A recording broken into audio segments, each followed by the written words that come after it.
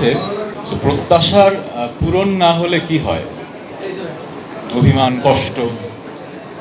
যখন অনেক বড় ভুল হয়ে যায় তখন কিন্তু কষ্টটা অনেক বড় হয়ে যায়।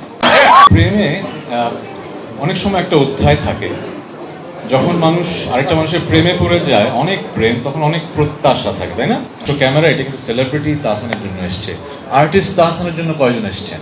যে একজন মানুষকে ভালোবাসি আবার একজনকে ঘৃণাও করি একই সাথে। এই অনুভূতিটা আসলে কেমন, যে একটা মানুষকে ভালোবাসি, আমি জানি যে আমি তাকে ভালোবাসতে হয়তো চাই না, কিন্তু তাও ভালোবাসছি, এরকম একটা ফিলিং থেকে গানটার চিন্তাটা আসে।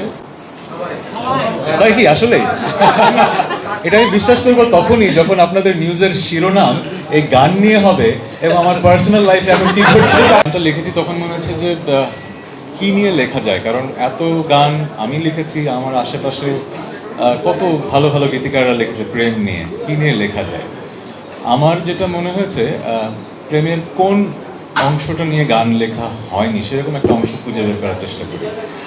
আমার যেটা মনে হচ্ছে, প্রত্যাশার পূরণ না হলে কি হয়, অভিমান, কষ্ট। যখন অনেক বড় ভুল হয়ে যায় তখন কিন্তু কষ্টটা অনেক বড় হয়ে যায়।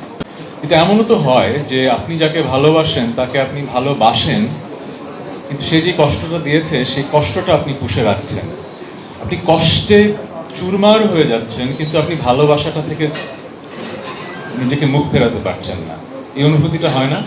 আর আমার যেটা মনে হয়, এই গানের নাম হচ্ছে একা ঘর আমার, কিন্তু সবচেয়ে ইম্পর্টেন্ট ওয়ার্ড হচ্ছে অবহেলা। সো এই গানটা আপনারা যখন শুনবেন, বাংলাদেশে যারা শুনবেন, একাই শুনতে হবে, কারণ কিছু গান আছে সবাই মিলে হই হুল্লোড় করে শুনতে হয়, কিছু গান একা আনমনে, মানে নিজের মনের মাঝের ওই জায়গাটায় চলে যাওয়ার জন্য শুনতে হয়, এটা সেই গান। এই গান হয়তো মোড়ে মোড়ে বাজবে না, এই গান হয়তো নিয়ে অনেক ধুমধাম হবে না, কিন্তু যেটা হবে, অসংখ্য মানুষ একা ঘরে এই গানটা শুনবে, আমার সেই বিশ্বাস। কারণ এই অবহেলার এই চিন্তাটা, ফিলিংটা সবার মাঝেই কম বেশি হয়তো জীবনে এসছে।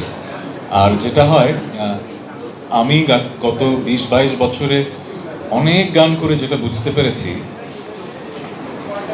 আমরা এখন পুঁজিবাদের সমাজে বসবাস করি, তো আমরা কাটতি খুঁজি, কিন্তু কাটতি খুঁজতে যে জিনিসটা হারিয়ে ফেলি, আমাদের শ্রোতা ভক্তদের সাথে একটা বন্ধন।